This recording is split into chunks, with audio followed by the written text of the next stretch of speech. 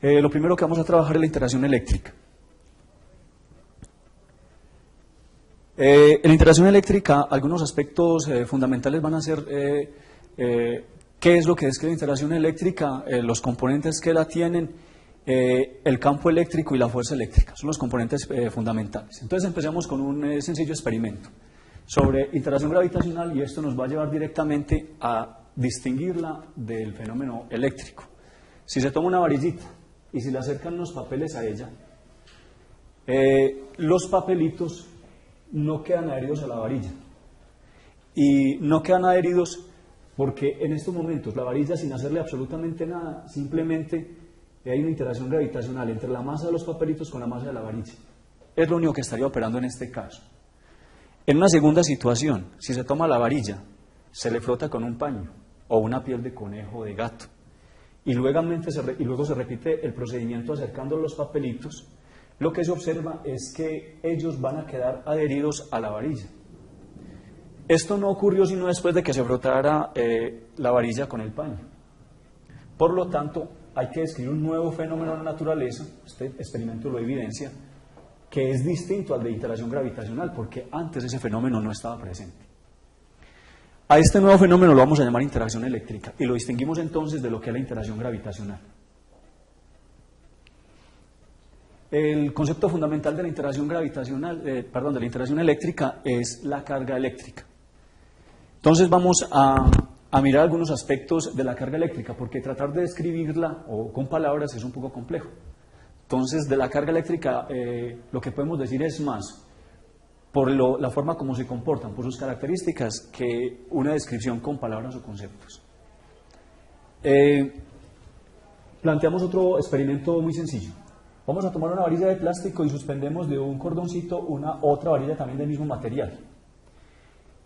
Frotamos a esta varilla de manera que podamos decir que queda cargada eléctricamente. Y lo mismo hacemos con esta otra de plástico. Las dos van a ser frotadas con el mismo material. Cuando se acercan se observa el fenómeno de repulsión entre ellas. Si repetimos el experimento con una varilla de vidrio y con otra de plástico, al frotarlas cada una de ellas vamos a encontrar que hay una atracción entre ellas. Eso nos da una idea de que hay dos tipos de cargas. La de plástico, que entre ellas hay repulsión, y la de plástico con vidrio, que entre ellas hay atracción. Benjamin Franklin dijo que las bautizó de esta forma, como cargas tipo positivo y tipo negativo. Eso entonces es una primera característica de la carga eléctrica, aunque no sabemos a ciencia cierta de qué es con palabras, pero sabemos que las características son que hay de tipo más y tipo menos. Otra de las características de la carga eléctrica es que se conserva.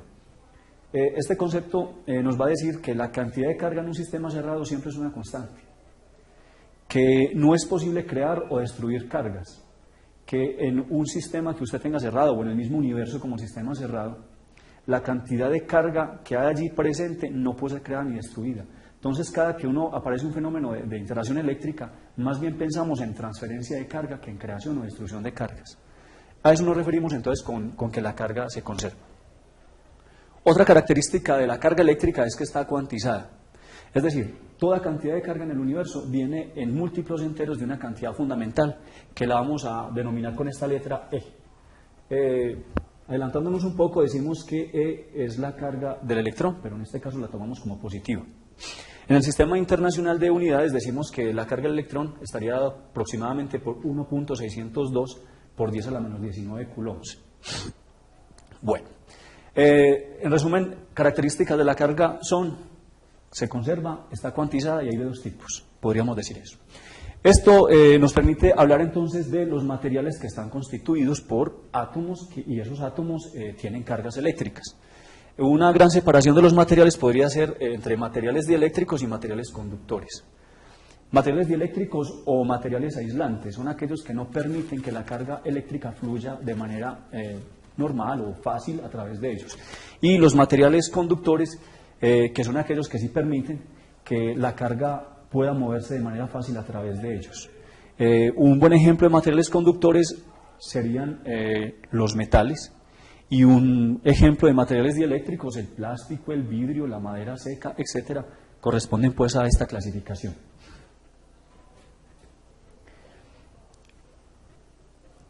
Ya hemos mencionado entonces un poco acerca de lo que es la interacción eléctrica. Ahora, y hemos mencionado también algo acerca de lo que es la carga. Vamos a describir ahorita la llamada fuerza eléctrica.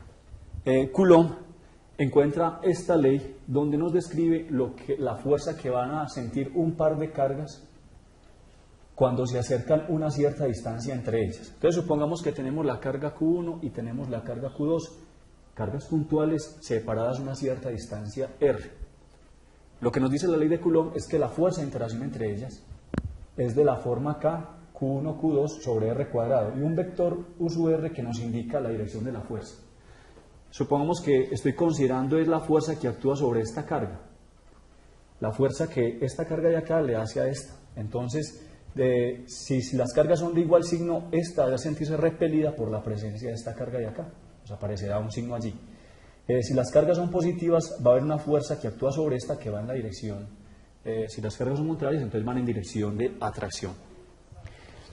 La constante que aparece acá en la ecuación se puede escribir de dos formas, como 1 sobre 4 pi epsilon sub 0, cuyo valor es este, 8.988 por 10 a la 9 newton metro cuadrado sobre coulomb al cuadrado. Finalmente uno trabaja con la aproximación de 9 por 10 a la 9 newton metro cuadrado sobre coulomb al cuadrado. Si se tienen varias cargas puntuales y uno desea calcular la fuerza que hay, que varias le hacen a una carga en particular, el procedimiento que se hace es el de superposición, principio de superposición.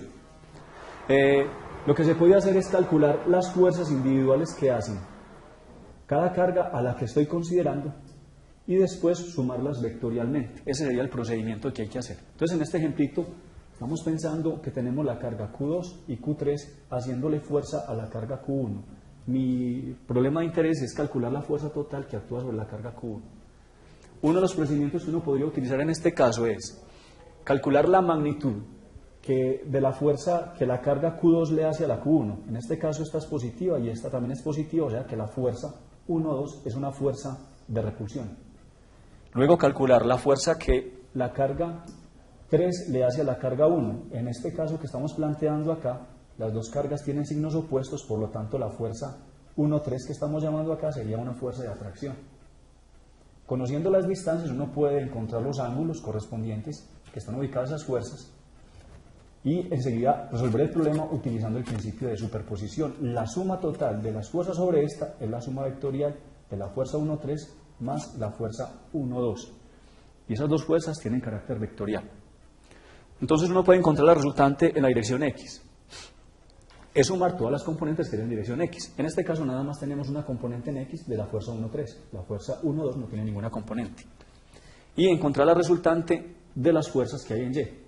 En este caso tenemos una componente acá de la fuerza 1,3 en dirección Y, sería esta componente que quedaría por acá, y la fuerza 1,2. Esto nos va a dar entonces las componentes del vector resultante de la fuerza total. Finalmente, escribir el resultado de manera vectorial.